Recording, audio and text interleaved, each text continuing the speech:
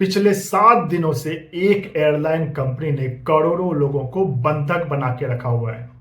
पिछले 7 दिनों में एक एयरलाइन कंपनी ने पूरी भारतीय सरकार को झुकने पर मजबूर कर दिया गया है। पिछले 7 दिनों में एक एयरलाइन कंपनी ने भारतीय गवर्नमेंट को, भारतीय सरकार को इतना मजबूर कर दिया गया कि उसे अपनी न्यू एविएशन पॉलिसी एफडीटीएल को होल्ड पर डालना पड़ गया फरवरी तक के लिए। मैं बात कर रहा हूं इंडिको क्राइसिस की।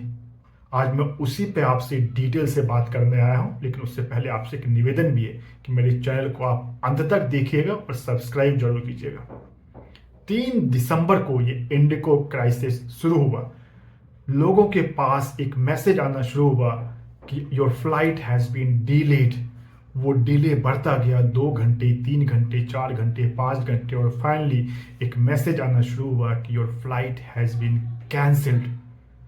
आप सोचिए, 3 तारीख से लेकर अभी तक 7 तारीख तक लगभग 3300 फ्लाइट इंडिको कैंसिल कर चुका है। आपको मैं बताता हूं कि पहले 3 तारीख को लगभग 200 फ्लाइट कैंसिल की गई, 4 तारीख को 600 प्लस, 5 तारीख को यह आंकड़ा बढ़ के 1000 प्लस हो गया, लगभग 1100 फ्लाइटें कैंसिल की गई।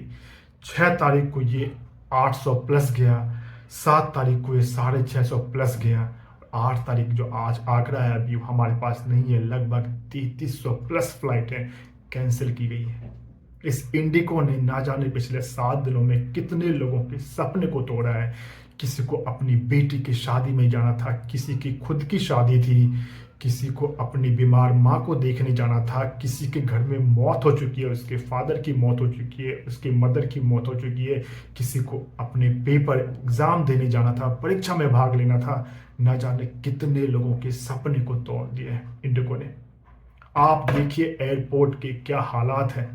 लग रहा है जैसे एक छोटा सा बस स्टैंड है और उसमें लाखों पैसेंजर भरे पड़े हैं। उस बस स्टैंड में ये हालात है एयरपोर्ट के। त्राहिमाम मचा हुआ चावल, लोग चीख रहे हैं, चिल्ला रहे हैं। कोई अपनी बेटी के लिए सैनिटरी पैड की डिमांड कर रहा है। एक फ्रांसीसी महिला तांडव कर रही है, लग रहा है उसके सर पे चढ़ के तांडव कर रही है कि मुझे घर जाना है, मुझे घर पहुंचाओ।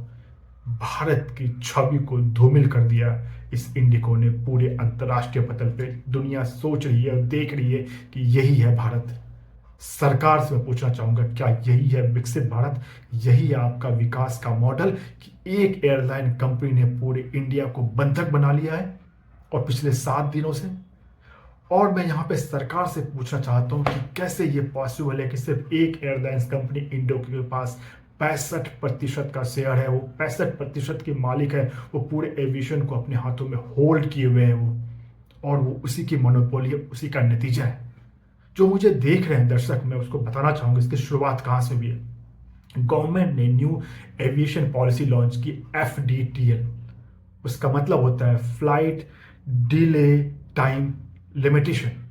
एक न्यू पॉलिसी इंट्रोड्यूस की। उसमें एक सबसे जो बड़ा अहम मुद्दा था वो क्या किया गया, जो जो हमारे पायलट होते हैं उसको रेस्ट के टाइम को 36 से 48 घंटे दिया गया है।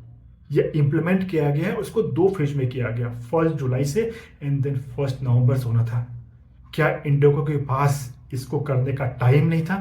क्या सरकार इसको मॉनिटर नहीं कर रही थी कि कंपनियां जो है, जो एयरलाइन कंपनी है, इसको फॉलो कर रही है या नहीं कर रही है? ये अचानक से तो नहीं हो सकता। इसकी शुरुआत कहीं ना कहीं तो हो रही होगी। ये अचानक से ये 2 तारीख के बाद से 3 तारीख को ये इंडिको की क्राइसिस होना स्टार्ट होता है। पूछना चाहता हूं इसके लिए जिम्मेदार कौन है? किसी की तो जिम्मेदारी तय होनी चाहिए। सरकार जिम्मेदार है इसके लिए, क्योंकि आप इंडिको तो जिम्मेदार है, लेकिन इंडिको को मॉनिटरिंग कौन करता है? डीजीसीए कर रहा था। डीजीसीए सरकार के अधीन आती है, आखिर कहीं ना कहीं जिम्मेदारी सरकार की है। जो मंत्री है राम मोहन नायडू, वो क्या कह रहे हैं? ये साफ साफ जिम्मेदारी इंडिको की है। मैंने ऐसा पहले कभी नहीं देखा था, किसी ने नहीं देखा था। लेकिन इसको मॉनिटरिंग करने की जिम्मेदारी किसकी है?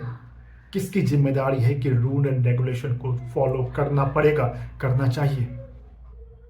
अब सोचिए, एक मेरा रिलेटिव है, उसने 2.5 महीने पहले एक टिकट बुकिंग की थी 6,000 रुपये में। उसको परीक्षा के लिए जाना था, मजबूरी में उसको 44,000 का टिकट लेना पड़ा क्योंकि उसकी फ्लाइट कैंसिल हो गई। 44,000 रुपीज़ वो नॉर्मल मिडिल क्लास का बंदा है, उसने फादर को कॉल किया, फादर ने कहीं से पैसे लिए उसके अकाउंट में भेजे। ये हालात हैं।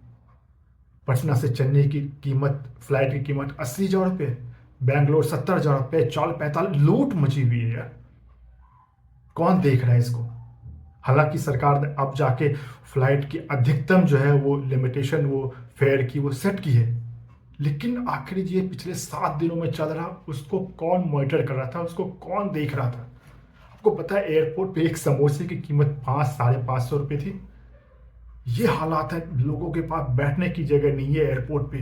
पूरा एयरपोर्ट लग रहा है वो एयरपोर्ट नहीं है, एक बस स्टैंड से भी बदतर हालात है। यह है एक इंडिगो ने पूरे मार्केट को, उसकी मोनोपोली देखी है और उसने ये जानबूझ के किया है। और जब इंडिगो से सीईओ से सवाल पूछा गया, उसने क्या बोला? मुझे 10 से 15 दिन का टाइम चाहिए। सवाल वही है, वापस घूम के वहीं पे आ रहा हूं। जिसकी जिम्मेदारी तय होनी चाहिए और साफ साफ ये सरकार की जिम्मेदारी है। मेक श्योर होना चाहिए कि अगली बार से ऐसा कोई क्राइसिस ना आए। इसको मैनेजमेंट करने का तरीका ढूंढना पड़ेगा और आपको मार्केट में नए प्लेयर और भी प्लेयर उतारने पड़ेंगे, जिससे जो एक कंपनी की मोनोपोली है वो बंद हो जाए। 65% शेयर लेके वो बैठा हुआ है, वो जो चाह रहा उसने वही किया। उसने साफ साफ सरकार को चैलेंज किया कि मैं आपकी पॉलिसी को नहीं मानता हूं, और उसने करके दिखाया। तो सरकार, आप जागिए और इसका हल ढूंढिए। नमस्कार।